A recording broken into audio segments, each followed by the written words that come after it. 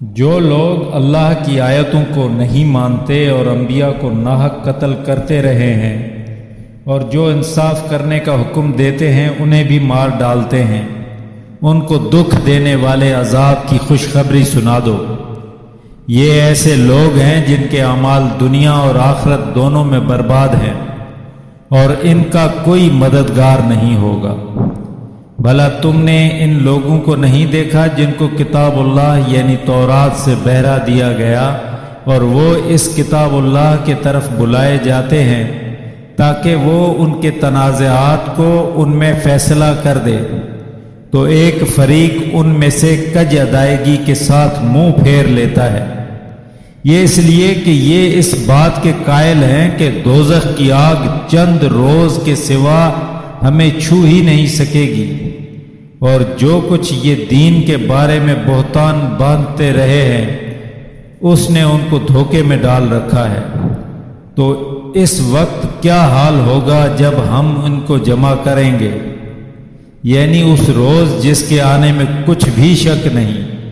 اور ہر نفس اپنے اعمال کا پورا پورا بدلہ پائے گا اور ان پر ظلم نہیں کیا جائے گا۔ کہو کہ اے اللہ، اے بادشاہی کے مالک، تو جس کو چاہے بادشاہی بخشے اور جسے چاہے بادشاہی چھین لے، اور جس کو چاہے عزت دے اور جسے چاہے ذلیل کرے، ہر طرح کی بھلائی تیرے ہی ہاتھ ہے،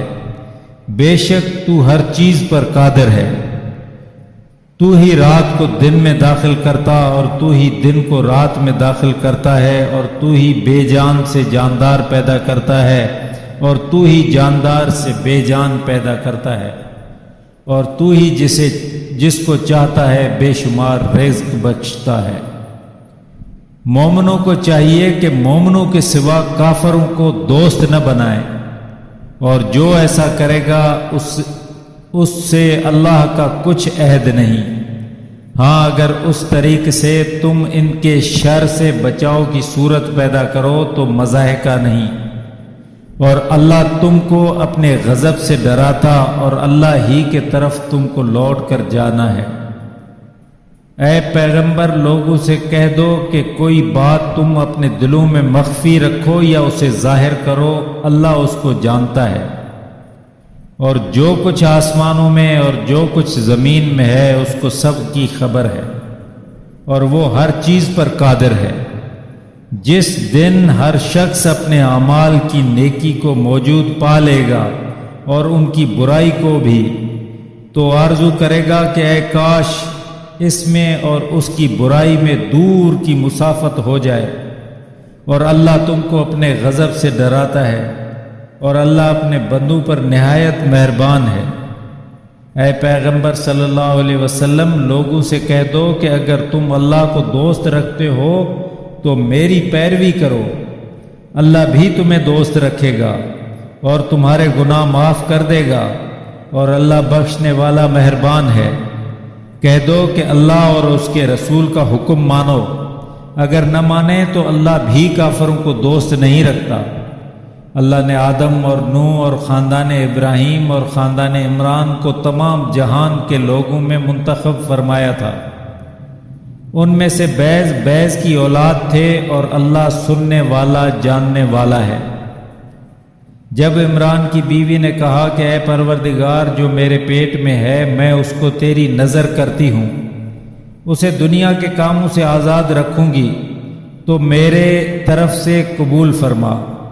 تو سننے والا جاننے والا ہے۔ جب ان کے ہاں بچہ پیدا ہوا اور جو کچھ ان کے ہاں پیدا ہوا تھا اللہ کو خوب معلوم تھا، تو کہنے لگیں کہ پروردگار، میرے تو لڑکی ہوئی ہے، اور لڑکا لڑکی کی طرح نہیں ہوتا، اور میں نے اس کا نام مریم رکھا ہے، اور اس کو اور اس کی اولاد کو شیطان مردود سے تیری پناہ میں دیتی ہوں۔ تو پروردگار نے اس کو پسندیدگی کے ساتھ قبول فرمایا اور اسے اچھی طرح پرورش کیا، اور زکریہ کو اس کا متکفل بنایا۔ زکریا جب کبھی عبادت گاہ میں اس کے پاس جاتے تو اس کے پاس کھانا پاتے۔ پوچھنے لگے کہ مریم یہ کھانا تمہارے پاس کہاں سے آتا ہے؟ وہ بولی اللہ کے ہاں سے، بے شک اللہ جسے چاہتا ہے بے شمار رزق دیتا ہے۔ اس وقت زکریا نے اپنے پروردگار سے دعا کی، کہا کہ پروردگار مجھے اپنے جناب سے اولاد صالح عطا فرما، تو بے شک دعا سننے والا ہے۔ وہ ابھی عبادت گاہ میں کھڑے نماز ہی پڑھ رہے تھے کہ فرشتوں نے آواز دی کہ زکریا اللہ تمہیں یحییٰ کی بشارت دیتا ہے جو اللہ کے فیض کی تصدیق کریں گے اور سردار ہوں گے اور عورتوں سے رغبت نہ رکھنے والے اور پیغمبر نیکوکاروں میں ہوں گے۔ زکریا نے کہا ہے پروردگار میرے ہاں لڑکا کیوں کر ہوگا کہ میں تو بڈھا ہو گیا ہوں اور میری بیوی بانجھ ہے۔ اللہ نے فرمایا اسی طرح اللہ جو چاہتا ہے کرتا ہے۔ زکریا نے کہا پروردگار میرے لیے کوئی نشانی مقرر فرما۔ اللہ نے فرمایا نشانی یہ ہے کہ تم لوگوں سے 3 دن اشارے کے سوا بات نہ کر سکو گے، تو اپنے پروردگار کی کثرت سے یاد اور صبح و شام اس کی تسبیح کرنا۔